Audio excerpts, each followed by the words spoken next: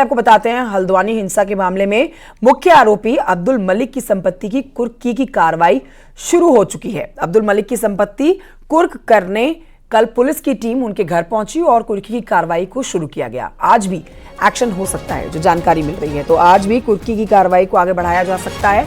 अब्दुल मलिक जो कि most wanted है, उसके साथ ही 9 और हैं जो कि इस समय फरार है। उनकी भी संपत्ति की कुर्की की जाएगी, जो जानकारी मिल रही है। इन फरार 9 आरोपियों में अब्दुल मलिक का बेटा भी है, अब्दुल मोइद, और पार्षद शकील अंसारी का नाम भी इन फरार लोगों की लिस्ट में शामिल है। हम आपको बता देते हैं यहाँ पर कि अब्दुल मलिक अरबों की संपत्ति का मालिक है।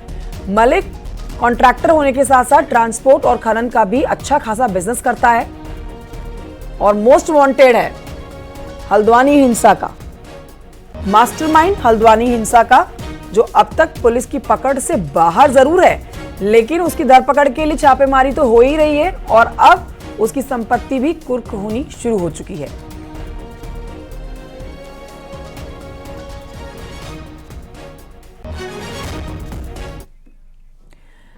हल्द्वानी के बनबूलपुरा में कर्फ्यू में आज बड़ी राहत दी गई है। सुबह 6 बजे से शाम के 5 बजे तक कर्फ्यू में ढील दी गई है। लाइन नंबर, किदवई नगर, गफूर बस्ती, ये वो इलाके हैं जहां पर अब राहत दी गई है। इसके अलावा मलिका बगीचा, इंदिरा नगर, शनि बाजार रोड, यहां पर कर्फ्यू में ढील रहेगी। गोजाजाली, रेलवे बाजार, एफसीआई में सुबह 6 से रात के 8 बजे तक कर्फ्यू में छूट रहने वाली है। तो अब धीरे धीरे करके हर जगह पर आप देखेंगे कर्फ्यू में ढील देनी शुरू हो गई है। कर्फ्यू वाले इलाकों में मेडिकल स्टोर और जनरल स्टोर खोलने की अनुमति दी गई है। बता दें आपको, 8 फरवरी के बवाल के बाद बनबूलपुरा में कर्फ्यू लगाया गया था, जो अब कम होता हुआ नजर आ रहा है।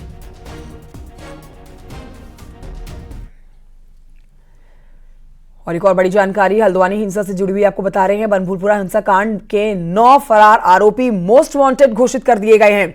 मुख्य आरोपी अब्दुल मलिक मोस्ट वांटेड घोषित किया गया है। उसके अलावा अब 9 और आरोपी हैं जिनके पोस्टर जारी किए गए हैं और इसमें अब्दुल मलिक का बेटा मोइद भी है और ये भी वांटेड लिस्ट में शामिल है। 9 फरार आरोपियों की मोस्ट वांटेड लिस्ट जो है वो पोस्टर के माध्यम से अब लोगों तक दिखाई जा रही है, जो कि वांटेड हैं। ये पोस्टर लगाए जा रहे हैं उनके। 8 फरवरी को जो हिंसा भड़की थी हल्द्वानी में, ये उसके मुख्य चेहरे हैं हिंसा के। इन सभी चेहरों ने भूमिका निभाई है। पुलिस की पकड़ से अभी बाहर हैं, जिनके लिए पोस्टर चस्पा करके इनकी तलाश की जा रही है।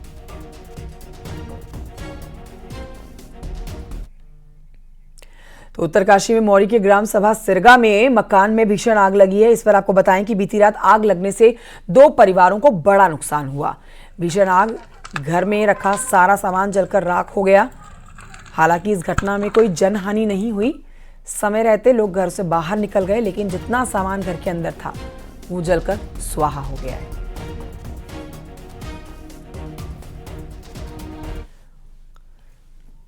बीजेपी का राष्ट्रीय अधिवेशन शुरू हो रहेगा आज। बैठक आज हो रही है इस पर और 18 फरवरी तक ये राष्ट्रीय अधिवेशन चलना है, जिस पर दिल्ली के भारत मंडपम में तैयारियां पूरी की गई हैं।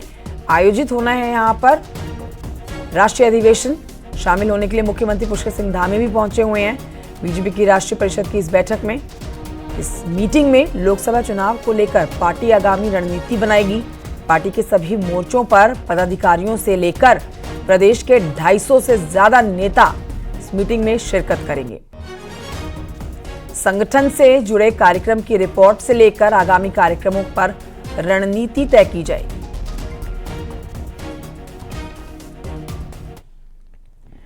उत्तराखंड में अब स्कूली बच्चों के बैग का बोझ कम होगा। हम आपको बता देते हैं कि अप्रैल से शुरू हो रहे नए सेशन से स्टूडेंट्स के लिए बैग फ्री डे से लेकर बैग वेट कम करने पर एजुकेशन डिपार्टमेंट काम कर रहा है। देखिए रिपोर्ट।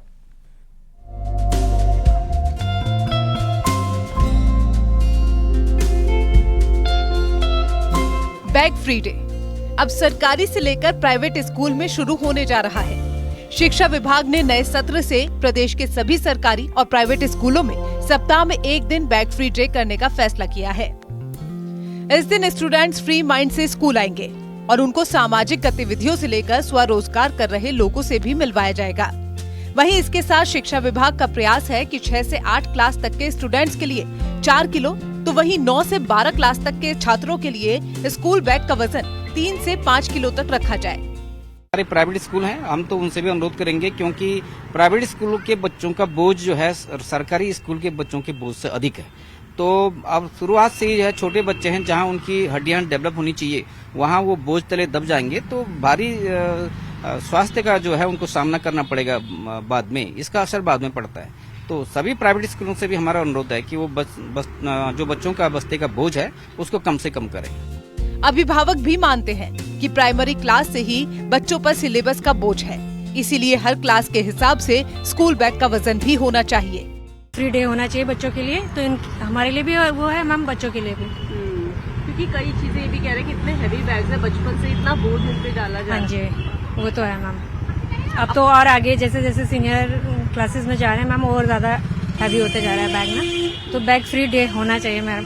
फ्री होना भी चाहिए। एक्चुअली एक्स्ट्रा करिकुलर एक्टिविटीज बच्चों के लिए बहुत जरूरी है। और फिर क्या सीनियर क्लासेस जैसे बढ़ रही है ना, तो क्या था टीचर्स टाइम टेबल बनाती हैं, बट क्या होता है हिंदी है, लिटरेचर लैंग्वेज दोनों होता है, तो मैम कहते हैं आप दोनों बुक्स कैरी कीजिए, कभी मिस वो हो जाता है, इंग्लिश है दोनों कैरी कीजिए। तो टाइम टेबल के बावजूद भी क्या होता है कि बच्चों को सारा कैरी करना पड़ता है कि कौन टीचर कौन सा कराएगी यही नहीं पता होता है। डाउटफुल रहते कि मैम ने क्या पता वो निकाल दिया तो हम क्या करेंगे, ये बहुत प्रॉब्लम होती है बच्चों को।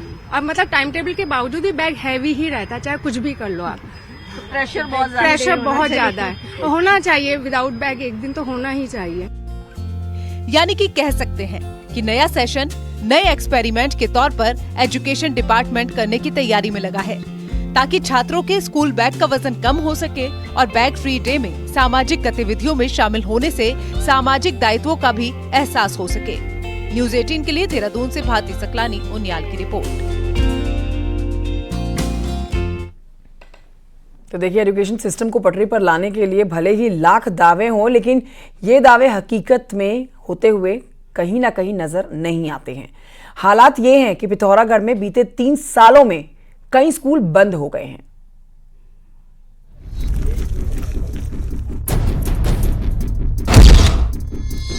पहाड़ों में स्कूली शिक्षा की बदहाली किसी से छिपी नहीं है। कहीं टीचर्स नहीं होने से छात्रों का भविष्य चौपट हो रहा है, तो कहीं छात्रों की कमी से स्कूलों में ताला लटक गया है। पिथौरागढ़ में बीते 3 सालों में 158 प्राइमरी और 25 उच्च प्राथमिक स्कूल बंद हो गए। कहने को तो ये स्कूल छात्र संख्या शून्य होने के कारण बंद हुए, लेकिन छात्रों की शून्य होती संख्या भी सिस्टम पर कई सवाल खड़े कर रही है। जिले में 183 स्कूलों के बंद होने के बाद अभी भी कई स्कूलों पर बंदी के संकट मंडरा रहे हैं। विगत 3 वर्षों में पिथौरागढ़ जनपद में 158 प्राथमिक विद्यालय और 25 उच्च प्राथमिक विद्यालय जो छात्र संख्या शून्य होने के कारण बंद हुए हैं, जिसमें सर्वाधिक धारचूला मुनस्यारी के विकास खंडों के विद्यालय हैं। असल में यहाँ 120 ऐसे स्कूल हैं जो सिंगल टीचर के हवाले हैं। यही नहीं, सिंगल स्टूडेंट्स वाले 445 प्राथमिक और 20 जूनियर हाई स्कूल हैं। इसके अलावा 28 प्राथमिक और 2 जूनियर हाई स्कूल शिक्षक विहीन हो चुके हैं। जानकारों की माने तो शून्य छात्र संख्या की सबसे बड़ी वजह टीचर्स की कमी है, और टीचर्स की कमी के कारण अभिभावक स्टूडेंट्स को उन स्कूलों में भेजने को मजबूर हैं जहां सभी सब्जेक्ट के टीचर्स मौजूद हैं। व्यापक हमारे शिक्षकों की भर्ती की जाए। अगर शिक्षकों की भर्ती प्रॉपर विद्यालयों में हो जाए तो गार्जियन भी जो कहता है कि एक शिक्षक है हम नहीं भेजते हैं, 2 शिक्षक हैं, बच्चे कहीं कहीं पर तो 80, 90, 100 भी हैं हमारे विद्यालयों में। बेहतर शिक्षा की चाह में बॉर्डर जिले में पलायन भी बढ़ा है। पलायन आयोग की रिपोर्ट माने तो यहाँ 41% पलायन हो चुका है। 2019 में पिथौरागढ़ में 1600 गांव आबाद थे, लेकिन बीते 4 सालों में ये आंकड़ा 1542 पर आ गया है। ऐसे में तय है कि अगर स्कूली एजुकेशन का यही हाल रहा तो आने वाले दिनों में पलायन की रफ्तार बढ़ेगी और स्कूलों में ताले लटकने का सिलसिला यूं ही चलता रहेगा। न्यूज़ 18 के लिए पिथौरागढ़ से विजयवर्धन उप्रेती की रिपोर्ट।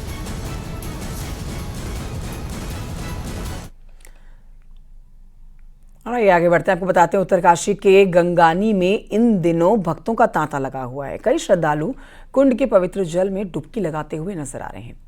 इस जगह की अपनी पौराणिक मान्यता है। कहा जाता है कि यमदग्नि ऋषि और माता रेणुका के तप से यहाँ गंगानी में माँ गंगा की जलधारा प्रकट हुई थी, जिस कारण इस जगह का अपना ही एक धार्मिक महत्व है।